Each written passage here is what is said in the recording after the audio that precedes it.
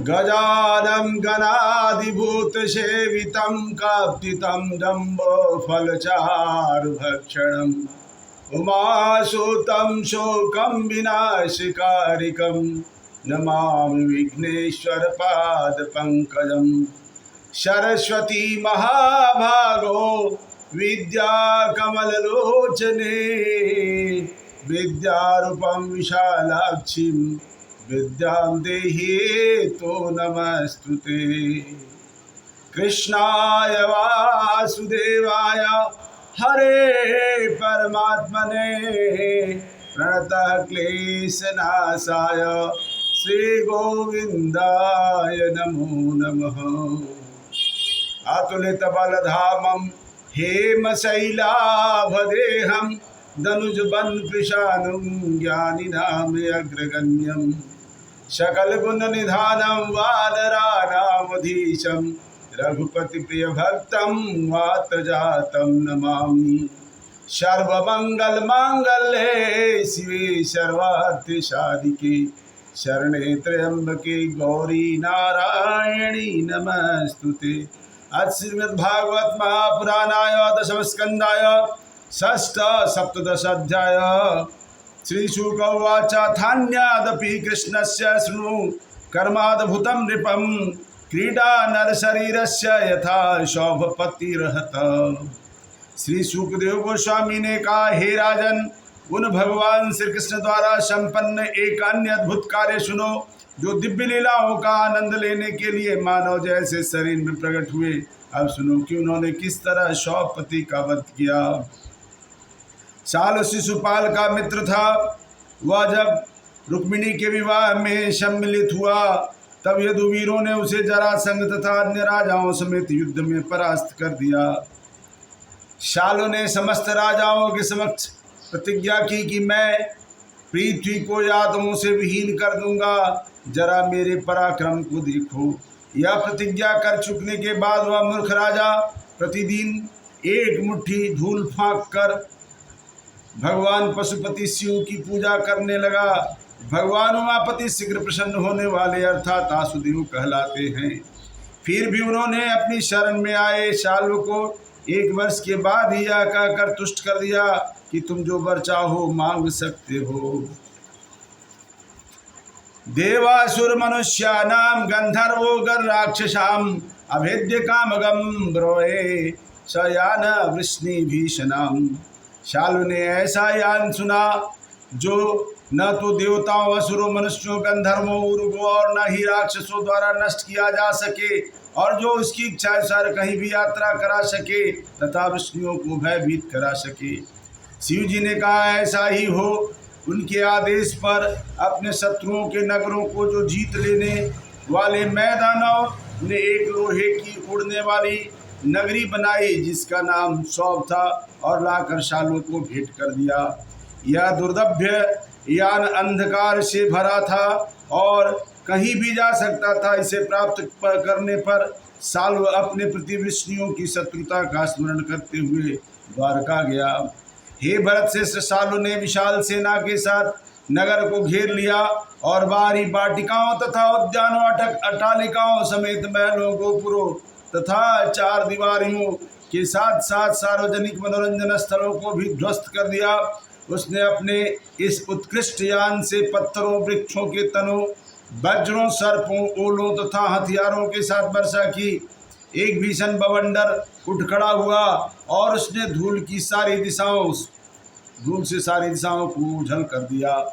हे राजन, इस तरह सौभ विमान द्वारा बुरी तरह सताए जाने के कारण भगवान श्री कृष्ण की पुरी में अमन चैन नहीं रहा। जिस तरह असुरों के 3 हवाई नगरों द्वारा आक्रमण किए जाने पर पृथ्वी अशांत हो गई थी।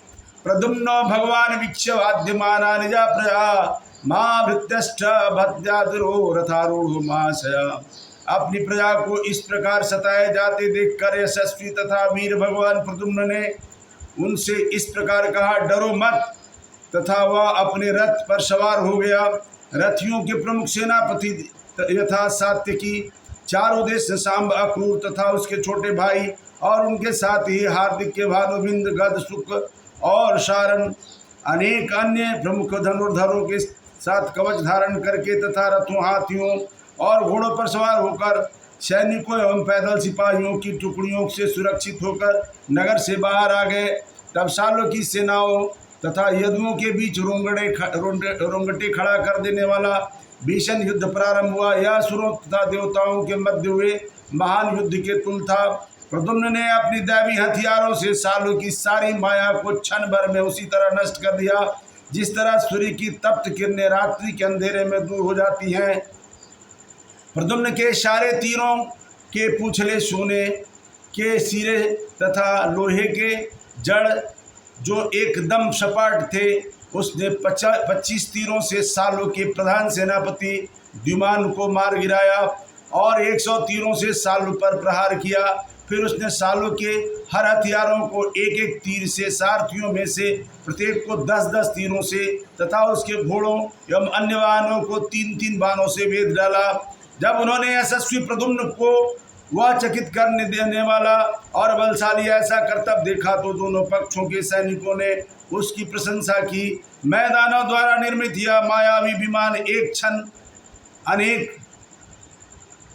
एक जैसे रूपों में प्रकट होता और दूसरे क्षण केवल पुनः एक रूप में दिखता।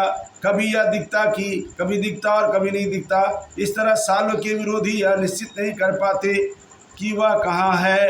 एक क्षण से दूर, एक क्षण दूसरे क्षण में 100 विमान पृथ्वी में, आकाश में, पर्वत की चोटी पर या जल में दिखता था। घूमते हुए अग्निपुंज की तरह वह कभी एक स्थान पर नहीं टिकता। सालों जहाँ जहाँ अपने सौभयान तथा अपनी सेना के साथ प्रकट होता, वहाँ यदुपति सेनापति अपने बाण छोड़ते अपने शत्रु के बाणों से त्रस्त हो रही अपनी सेना तथा उड़ती हुई पुरी को देखकर सालू उलझन में पड़ गया, क्योंकि शत्रु के बाण अग्नि तथा सूर्य की तरह इस प्रकार प्रहार कर रहे थे और सर्पविष की तरह अशय हो रहे थे। चूँकि विष्णु कुल के वीरगण इस जगत में तथा अगले लोक में विजय पाने के लिए उत्सुक थे, इसलिए उन्होंने रणभूमि में अपने नियत स्थानों का परित्याग नहीं किया। यद्यपि साल्व ने के सेनापतियों द्वारा चलाए गए हथियारों की वर्षा से उन्हें त्रास हो रहा था। शाल्व का मंत्री द्युमान, जो इसके पूर्व प्रद्युम्न द्वारा घायल कर दिया गया था, अब जोर से गरजता हुआ उसके पास आया और उन पर काले इस्पात की बनी अपनी गदा से प्रहार किया। प्रद्युम्न के सारथी दारुक पुत्र ने सोचा कि उसके वीर स्वामी की छाती गदा से छत-बिछत हो चुकी है, अतः उसने अपने धार्मिक कर्तव्य को भलीभांति जानते हुए प्रद्युम्न को युद्धभूमि से हटा लिया। तुरंत होश आने पर भगवान श्री कृष्ण के पुत्र प्रद्युम्न ने अपने सारथी से कहा, हे सारथी, यह निंदनीय है कि तुम मुझे युद्ध क्षेत्र से हटा ले आए हो। मेरे अतिरिक्त यदुवंश के जन्म में किसी ने कभी युद्धभूमि का परित्याग नहीं किया। अब तो मेरी ख्याति एक सारथी द्वारा कलंकित हो चुकी है, जो एक नपुंसक की तरह सोचता है।